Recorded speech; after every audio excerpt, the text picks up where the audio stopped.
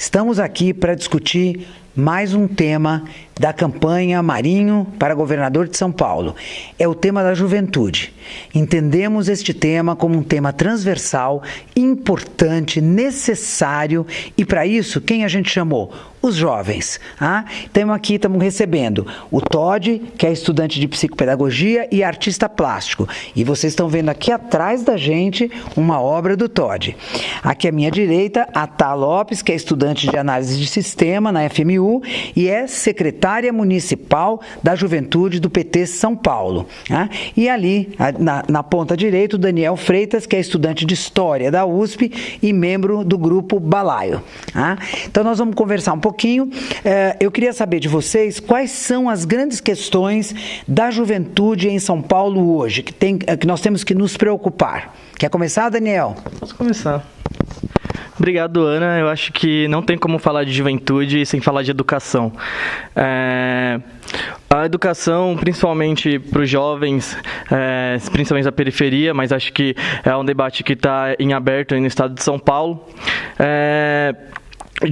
Teve grandes avanços nos nossos governos federais acerca da educação, principalmente com políticas de inclusão, com cotas, mas também ProUni, FIES, e acho que essa é uma questão fundamental atualmente. E junto disso, uma questão que vem também atingir diretamente as universidades públicas é a questão da permanência. Acho que a gente não pode também deixar de falar da permanência, porque não adianta nada a gente colocar o jovem na universidade, principalmente uma universidade pública, gratuita de qualidade, que é fundamental para o avanço do nosso país, no sentido da pesquisa, mas também no sentido do ensino de qualidade, não fazer políticas para fazer com que esses jovens consigam permanecer nessa universidade. E para isso é preciso de um plano estadual de educação. Assim, a atual gestão do governo Alckmin só limita os gastos. Na USP teve uma aprovação de uma PEC análoga à emenda constitucional 95 na universidade, e isso sucateou muito o ensino e atinge principalmente os estudantes que conquistaram a vaga na universidade com uma política de aplicação de cotas muito atrasado na nossa universidade, que é a Universidade de São Paulo. E para isso é fundamental que tenha uma política de permanência, uma política de permanência estudantil, e que garanta que os jovens estejam na universidade. A educação é central para a juventude. Muito bem, Daniel. Todd, quer falar um pouco? Opa, quero. Olha que microfone legal, gente. É isso também. Acho que na base da educação também vale muito falar sobre o projeto Mais Educação, que era do governo federal e que sofreu corte, né?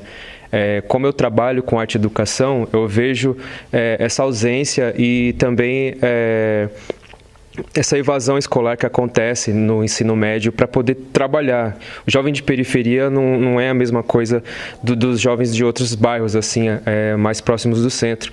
Então, a ausência dos pais e essa parada de que você é jovem mais cedo, é homem mais cedo e tem que trabalhar.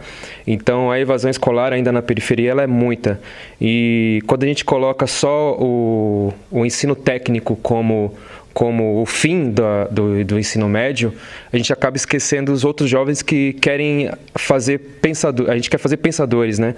E na real a gente perde esses artistas que poderiam estar aí fazendo altas paradas, viajando para fora e fazendo coisas interessantíssimas para a educação, e a gente perde esses jovens pro trabalho informal e outras coisas mais. Eu acho que uma coisa que deveria voltar seria o projeto Mais Educação, escolas com ateliês de arte, né? Escolas públicas com ateliês de arte voltada com teatro e cultura e informação.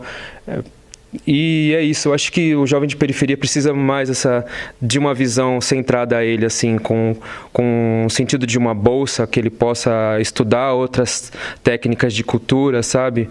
E ir para fora, sabe? Eu acho que é isso, assim, que está faltando para a gente, seria esses acessos que nunca teve, assim. Eu acho que é por aí. Legal. Secretária, tá?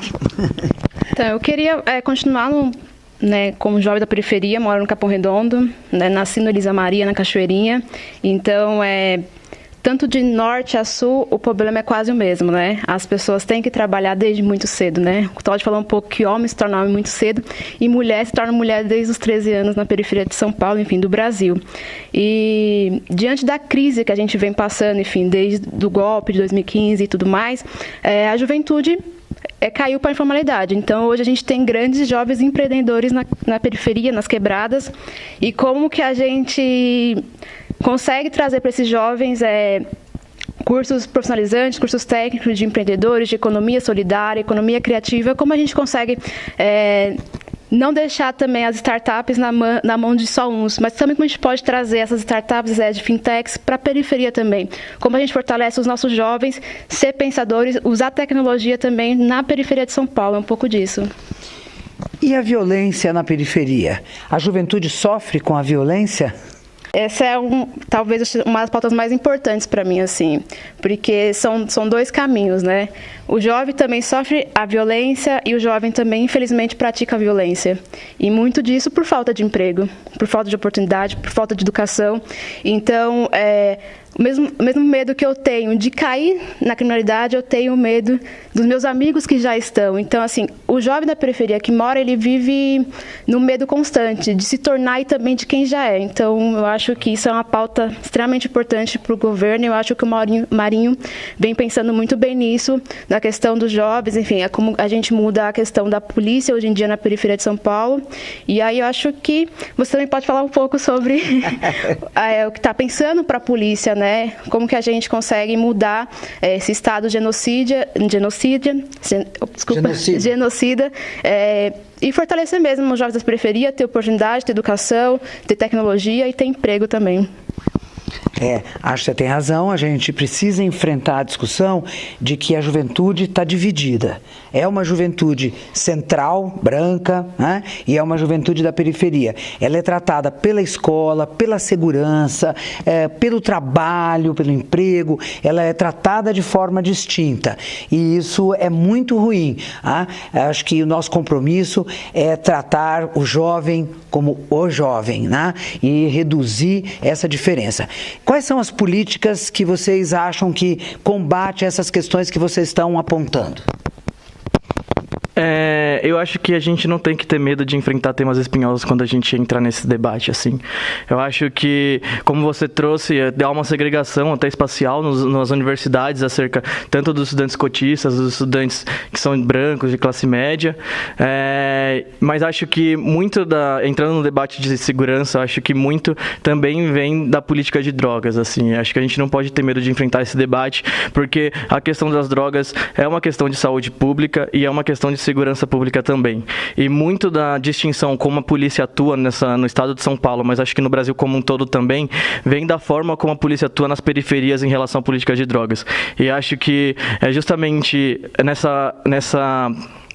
com essa iniciativa de conversar com a juventude, representantes da juventude da periferia, da juventude negra e dos negros e negras que estavam gravando aqui anteriormente, é justamente conversando com essas pessoas e sabendo da realidade delas e como junto com elas que a gente vai buscar as soluções. Então acho que essa iniciativa de governar, não governar para somente, mas de governar com, é o principal para a gente conseguir achar soluções para a saída desses problemas tão espinhosos que a gente enfrenta atualmente, tanto no estado, mas na sociedade como um todo.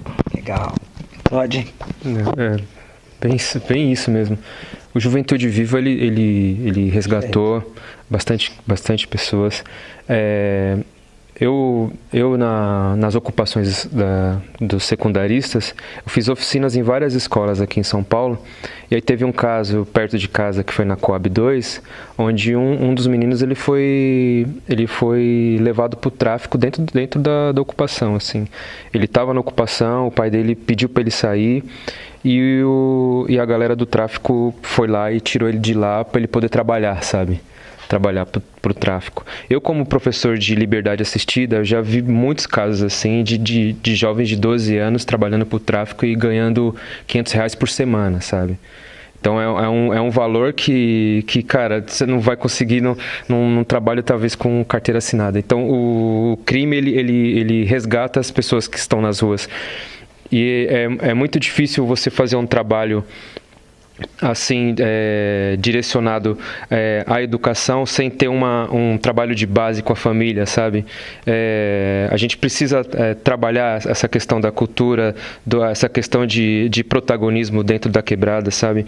É complicado. Para mim, eu vejo muitos irmãos que caíram, eu já fui chamado e não caí, sabe? Mas é complicado pra caramba, assim, pra quem vive lá dentro, assim, que você vê pessoas de bem, você vê pessoas que hoje trabalham no tráfico, mas também tem o pensamento Bolsonaro, sabe, que bandido bom é bandido morto, mas também incentiva o uso das drogas e tal, incentiva não, trabalha com isso, e é uma coisa que são dois polos, assim, né, a se trabalhar. E, cara, não sei, mano, é muito louco isso daí, mano. Se vive, né? Se vive uma realidade nas periferias que as camadas, a elite, desconhece, né? A droga é diversão, né? para a camada, para a elite. E na periferia não é. Ela pode ser diversão também, mas ela é trabalho, ela é produção, né? E isso é muito ruim, é o que você está dizendo. É difícil competir. Então, há que se ter um programa de trabalho, de profissionalização, de agência mesmo, de emprego, para que a gente possa promover algo competitivo, né, nessa direção. E arte, né, gente? Vamos falar sério.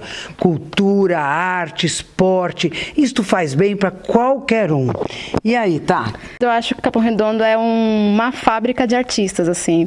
A gente estava falando um pouco agora de que a juventude um pouco se perde, né, na questão da criminalidade, receber um valor muito alto por semana para viver.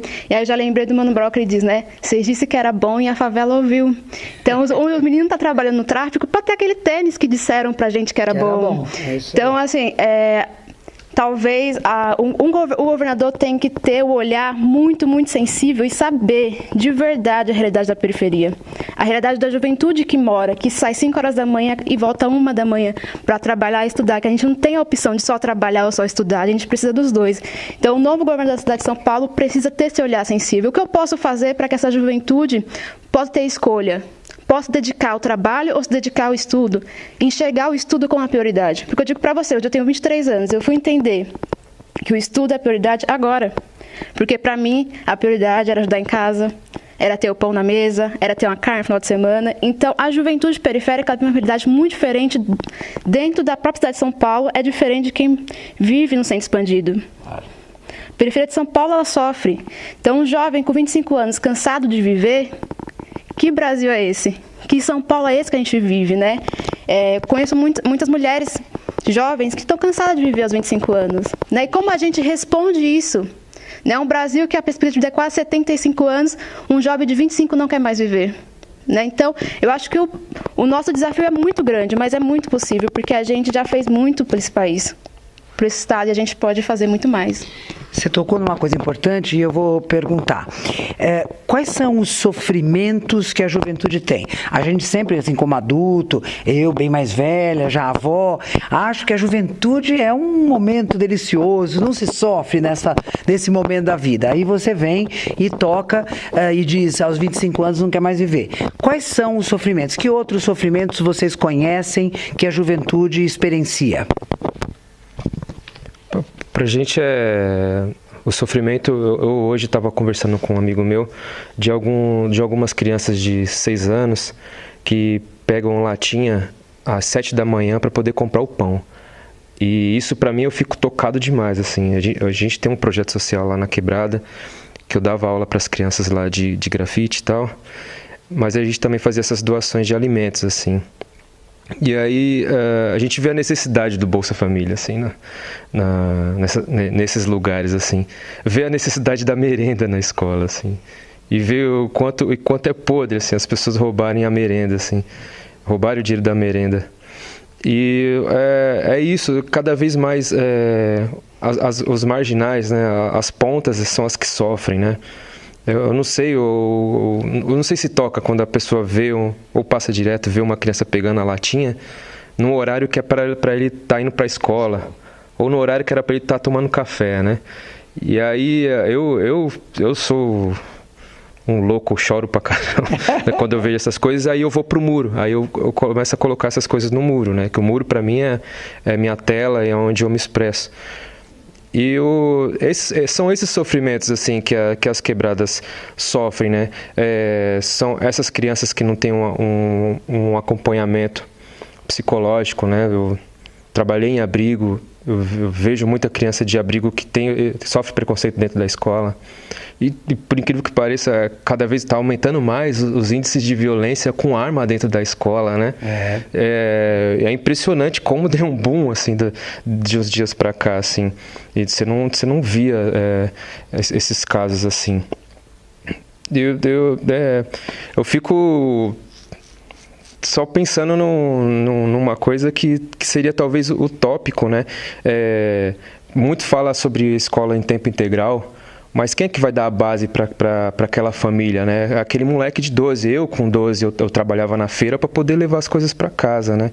Eu fui o último a fazer faculdade porque eu trabalhava para colocar as coisas em casa e minhas irmãs tinham que estudar. E então a gente ainda tem essas pessoas como referência, né? É a avó que é a dona de casa, que cuida dos filhos, que cuida dos filhos dos filhos, né? Então, a mãe trabalha o dia inteiro e às vezes nem vê o filho em casa, né? Então, como que fica essa parada, assim, né? É complicado eu falar, assim, do tipo de sofrimento, porque são vários, assim, que a gente enfrenta. E eu consigo ver vários, assim, que têm os seus problemas pessoais, assim, que às vezes não consegue, se entrega. O índice de suicídio está aumentando, eu tenho já aí, vai para 2, para 3 amigos que já cometeram suicídio. E são coisas que devem ser faladas assim nas periferias, e essa troca de ideia para poder ajudar essas pessoas a conviver e passar por cima dessas coisas assim. Quer acrescentar? É até difícil falar depois desses relatos assim. Acho que é muito evidente, assim, a diferença dos sofrimentos e o caráter de classe de cada um, assim. Existe uma questão de um sofrimento material, e daí a gente começa, principalmente eu, que não vim da periferia, eu sou de São Bernardo, sempre estudei em escola particular, e ver que é uma grande diferença, assim, no dia a dia, no cotidiano, como que não só lida com a questão diária de ir para a escola e tal, porque sempre, principalmente estudando em escola particular, você tem as condições de se manter no ensino. Eu acho que isso não é nem garantido atualmente, assim, tipo, teve um avanço nos nossos governos federais, assim, acho que uma questão que é bem evidente foi que diminuiu muito as crianças pedintes no farol, assim, tipo, você via gente pedindo ainda, só que, tipo, criança diminuiu, tipo, visivelmente, assim, eu acho que no centro de São Bernardo foi muito evidente isso, principalmente por políticas também. O Marinho foi prefeito 2 anos lá, 2 mandatos lá, e ele criou algumas questões, como ele fez o Parque de Juventude. Eu acho que isso também contribui muito para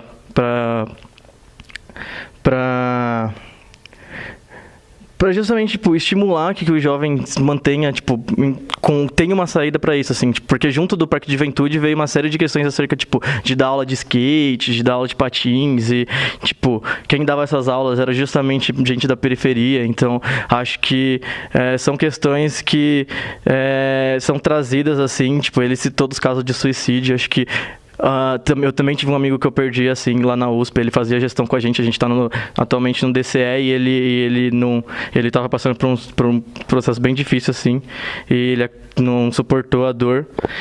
E é muito diferente, assim, como as coisas se dão, assim, porque o sofrimento da periferia é material, assim, tipo, é tipo uma questão de não ter o que comer, de não ter como se manter na escola, assim. E acho que, de novo, a permanência estudantil, assim, tipo, como que o jovem vai ter o estímulo de ir pra escola se não tem esse aparato familiar, como você falou, tipo, não tem quem consiga, tipo, manter essa família sobrevivendo se o jovem não ajudar a mãe com as contas da casa, assim. Acho que tem também uma questão paterna também. Eu, tipo, tenho os amigos que eu construí, assim, porque lá no São Bernardo existe, tipo, a Batalha da Matriz, que é, tipo, uma batalha de MCs bem famosa da região da ABC, assim, acho que é a maior.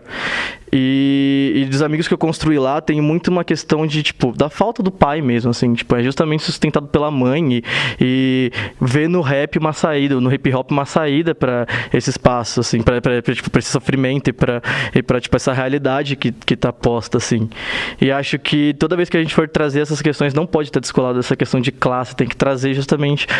Quando vocês trazem esses relatos, assim, acho que fica muito escancarado, tipo, a política de desvalorização do ser humano, assim, tipo, a gente consegue ver geograficamente, assim, se a gente pega uma foto onde está a favela e onde está o centro urbano, assim, tipo, é muito claro, assim, e não tem uma integração. Acho que o principal é trazer essa integração, tipo, saúde mental tem que ser discutido, mas, tipo, não pode estar descolado da realidade de cada um, assim, acho que esse é o principal.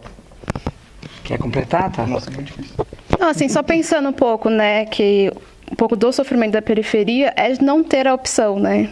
Então, as coisas a gente é enfiado goela abaixo, assim, falando bem claramente. A gente não tem muita opção, mas pensando um pouco em equipamentos que a gente já tem nas periferias, né? Equipamentos que têm uma estrutura grande que a gente pode utilizar para várias coisas, né? Então, a gente tem as fábricas de cultura, né, que hoje é sucateada. Quem utiliza a fábrica de cultura na periferia, né?